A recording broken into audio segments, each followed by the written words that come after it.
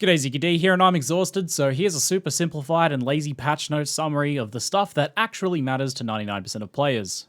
If you want to watch me read patch notes for 4 hours, I'll link the Twitch VOD in the description, you weirdos. First, spells and balance. 3.6 is going to be the wild west of spells, so don't listen too much to what people say, and try whatever you want because the spell meta is 100% speculative right now. That said, let's speculate based on the changes. Firstly, here's old goods that not so good anymore. Arc got big nerfs, baby range and damage. Brands nerfed, but nerfs won't keep them down because mechanics. Blade Vortex nerfed after no one played it anymore in favour of Winter Orb, which was also nerfed but probably still good clear speed because mechanics. And last, Glacial Cascade nerfed for traps and mines because it's faster but less damage. And now, old good that's still good, or actually maybe a bit better. ZiggyD didn't realise Cold Snap and Vortex is overpowered, cold dots are safe, praise it. Freeze Pulse was already pretty good, now more good with more damage, does cost more mana though.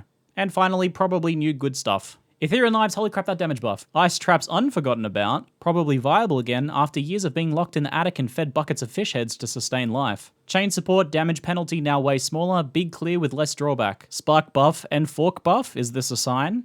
Essence Drain and Blight buffed, Chaos is getting pushed hard this expansion. Spreading Rot nerfed though, it now gives Wither, which you've already got elsewhere. Shock Nova? Big damage but awkward mechanics, maybe still not good. Shock Wave Totem, if I'm reading this correctly. I bet you forgot about that skill. It was incredible for a minute, and now it has modern damage levels once again.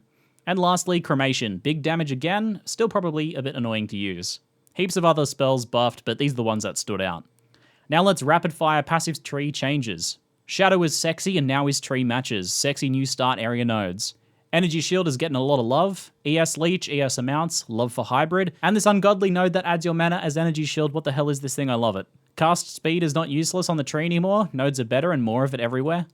Area buffs, tons more area available on better nodes, and even Shadow gets some. Block is a bit better thanks to better nodes and some payoffs like Charge Generation. Staff nodes exist. Probably not good enough to make you play staves. And now for the bottom of the tree, just scrolling down. Nothing, you wait till 3.7. Ascendancies now. Inquisitor Consecrated Ground is better, so Inquisitor is better. Nice mana sustain. Big flat ES regen makes better Eldritch Battery and Hybrid, but you lose percentage Energy Shield regen, so worse for CI.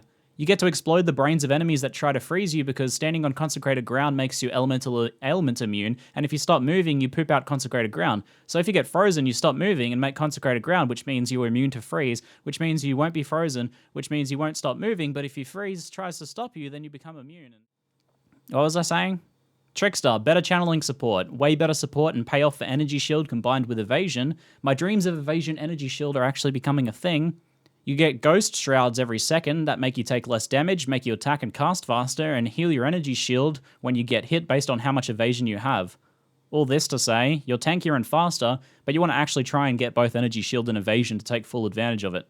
And now Crit. Crit's different, but it doesn't matter that much. Critical Strike scaling and mechanics have changed a bunch behind the scenes, however, there's not a lot that you actually need to do. Critical Strike chance limits have been removed, which means you can now have crit ranging all the way from 0% to 100%, but this won't matter much to most people except for Elemental Overload setups and Assassin Reflect. Assassins can get to 100% crit and become entirely reflect proof, and be careful if you're using Elemental Overload on a character now, as if you use Controlled Destruction, your crit for that skill could get really low and make it hard or impossible to proc Elemental Overload, so check your character panel.